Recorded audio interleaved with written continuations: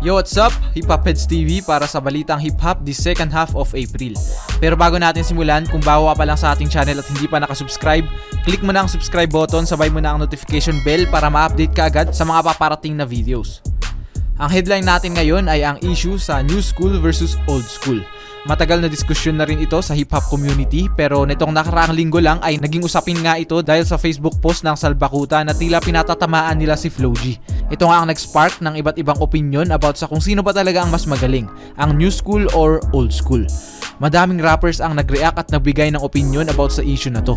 Sabi nga ni Smaglas, old school or new school, parehas may magaling at lalong parehas may wak. Dapat dope school o wak school na lang para mas maayos. Alam ko may halong biro ang post na to ni Smag pero at the same time ay sobrang totoo ang pahayag niya na to. Wala talaga sa era yan. Parang naging unhealthy nga yung division of era kasi pilit na nagkakaroon ng rivalry yung magkaibang generation na to. Na kung may issue ang isang old school or new school na rapper ay damay na at magre-reflect yun sa mga kasabayan nila. Nagbigay din si Crazy Kyle ng take niya dito sa isang 5-minute video kung saan in-emphasize niya naman dito ang difference of opinion. Hindi yan magkakasundo. Old school versus new school. It's apples and oranges. Rumespeto ka kahit hindi nila kayang ibalik ang respeto sa'yo. Be the bigger person. Makikita yun ng tao. Halimbawa, ikaw yung matanda na binabastos ng mga bata. Makikita nila yun. Sasabihin nila, si Idol, kahit matanda na siya, hindi niya pinapansin itong mga batang walang galang. Kung ikaw naman yung batang rookie, tapos binabastos ka ng mga matatanda, tahimik ka lang. Huwag kang papatol sa mga lolo mo. Di ba lagi yan sinasabi sa atin? Makikita yan ng tao. It will show your character. Mas importante yung taong may character kaysa sa taong may talento. Lagi niyong tatandaan yun. Kaya huwag kang makipagtalo. Magbigay ka ng respeto. At the end of the day ay mas lamang pa rin talaga, mas umaangat at tumatagal ang mga rappers na may respeto regardless sa era na kinabibilangan nila. At sabi nga nila, respeto sa nauna, suporta sa kasabayan at tulungan sa mga baguhan.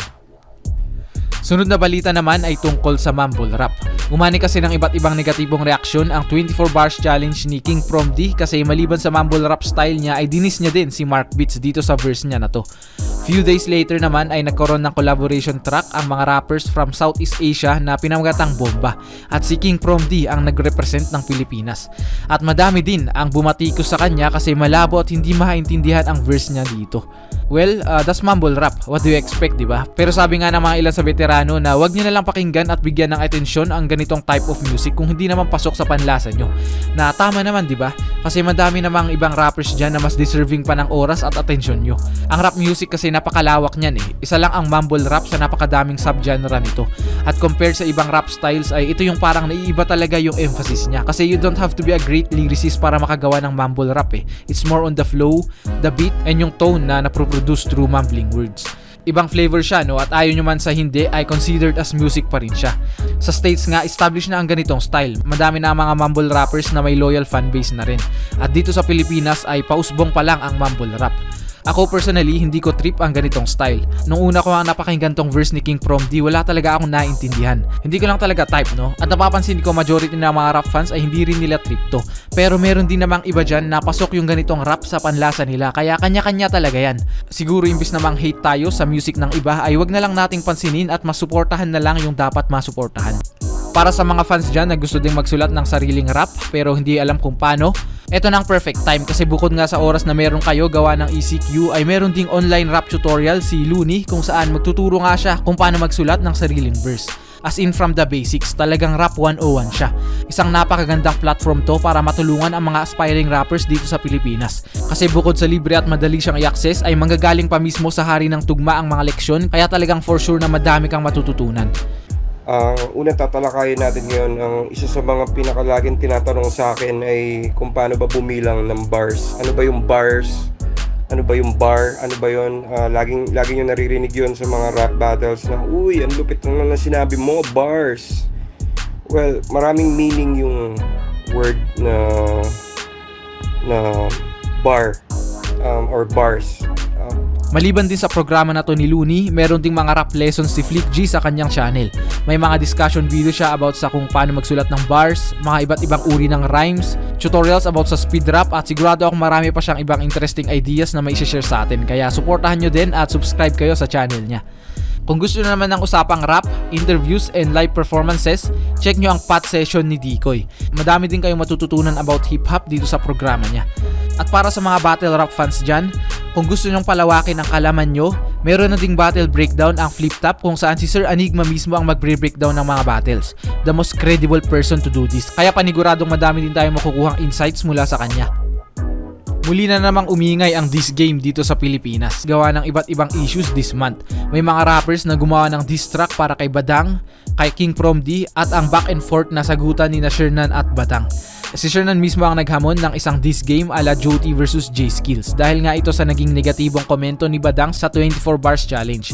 Pumalag naman si Badang at agad gumawa ng diss back si Shernan, and this week lang ay may bago na namang diss track si Badang.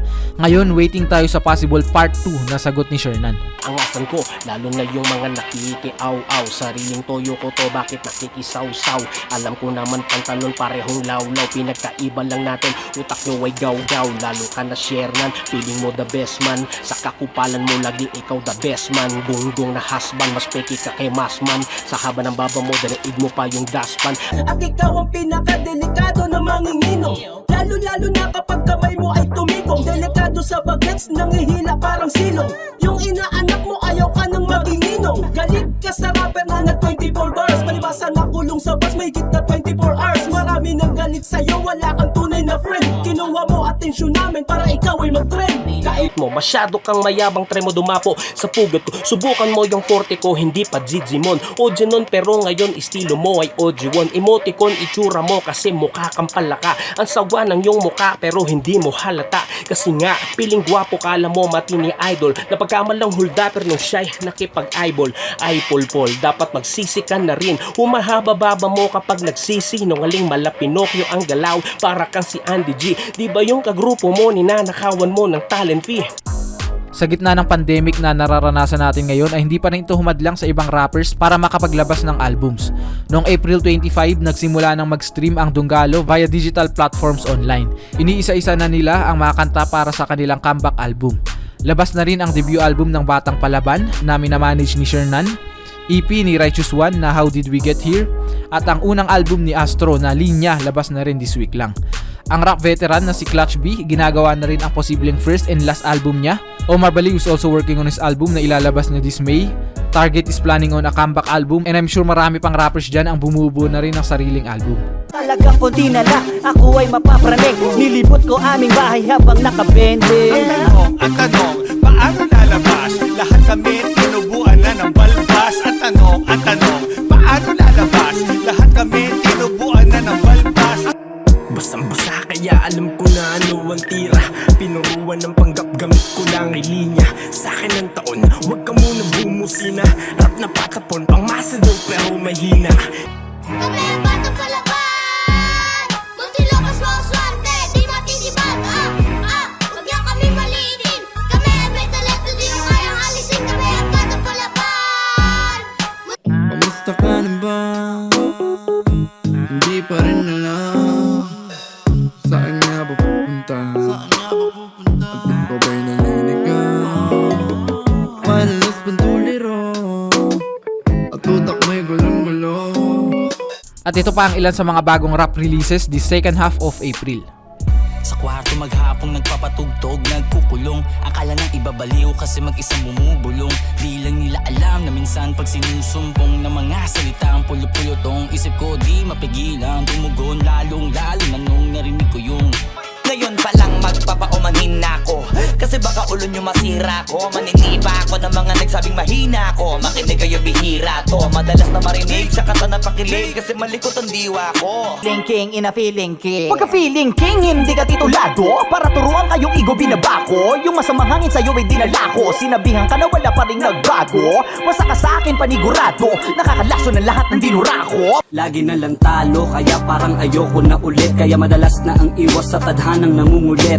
Puro na sablay, ngalay na ang kamay, ba't panay? Ako na lang ang siyang nagbibigay. Ang tanong, Anak, alam ko na mahirap na parang halos wala na oras para tayo magkasama. Lagi nasa work si Papa, Lunes hanggang Sabado at Linggo lang bakante ko na tayong tatlo'y makagala. Wala na yun noon na kayo ay napapatawa sa tuwing naglalaro na ng unggoy na gaya-gaya. Pawis na pawis ang aking mga kamay, kinakabahan ako'y halos mahimatay. Agos ng mga pangyayari lahat tinatangay. Bago umalis ako ay nagpaalam kay inay, mag-ingat ka anak, delikado sa labas, baka mabutas ang supot ng 1 kilong bigas. Huwag mong isipin ginagalit lang kita. Sabi ng iba, bakit daw di na ako sumali? At kung bakit mag-isa, nasa na sila? Squatter nga diba, di permanente bahay naming nalikha. Taon ng 2020 ay bentang-benta to. Libo na naipon ng mga G-sentimo. Oo nga't sadyang nakamasid, nakaabang, nakadikwatro. Humihitit lang ng gudang garam.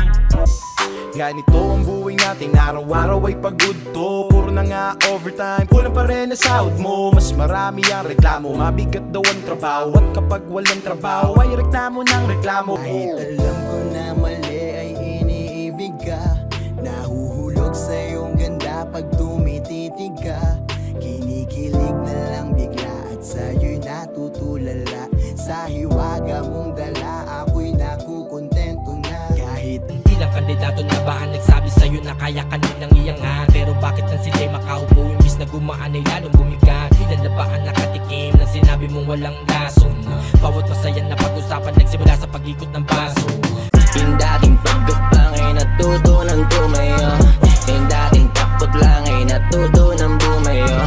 Di na malilin lang na manipuladong mundo, sapagkat nagtagpuan ko na ang tunay na ako. Kalawakan ay binabaybay ng isip kong mapayapa, nakikipaglaro sa mga ideyang may ligaya. Isang hit-hit, sabay buga, ang buong paligid ay aking nadarama. Naglalakad, nagsusunog ng kilay. Sa kwarto na tahimik, nabibingi sa ingay. Hanggang makalabas at tila ba nakawala. Tinatanim sa isip ang gawa, wala tong himala. Sana noon mo pa sinabing ikay di na masaya. Oras sana nating dalawa di na nakasaya. Puro pag-ibig at ligaya ang pinadama. Pupuntahan, susunduin kita kahit nasan ka pa. Ilang linggo na rin ako nakakulong dito sa bahay namin. Literal lang ginagawa ko lang ay sulat, tulog, TV, kain ng pansit kanton. Itlog na pinirito kahit panilaga, matigas na biskwito, mamon sausaw mo sa kape na parang bata. Dahil lahat ng bagay para sa akin ay ligaw, ganyan ako kung walang ikaw. Kung walang ikaw ay wala nang halaga. Ang lahat ng bagay dito sa ating mundo. Kung walang ikaw. Magandang umaga. Kahit para bang naiisip mo na agad ang mga obligasyon na dapat mo nagampanan, kaya kinakalimutan mo na paano sumaya. Tara kaibigan, mag-usap nga tayo. Labas mo yung alak at saka yung baso. Ang sigla ng araw, pambasag sa madidilim na tema. Mahirap pang itiin, mayaman sa problema. Banas sa mga tao sa paligid, buribot, nakasimangot. Pagpagod kasi magpahinga na muna, sandal. Ibig nakausal, may piling mga mata, nakatapos ang kamay, nakatati ng paa. Tuwing nakikiusap ay nakakaamo ng mukha. Pag kailangan mo ng tulong ay biglang nawawala. Ang hapde minsan ng patunay na buhay ka pa, humihinga. Di nagsasaw magambag kahit nasa sarili ko wala na ngang matira. Naglalakad, nalulungkot, nalilito, naghahanap ng pagkakakitaan. Sabaw magdesisyon kaya ang kilos parang di pinag-isipan. Tukso ang bumulong, hirap magpigilan. Ayun guys, hanggang dyan na lamang ang video na to. Kung nagustuhan nyo yon, leave a like, comment at pakishare na rin. Maraming salamat, stay safe guys, peace.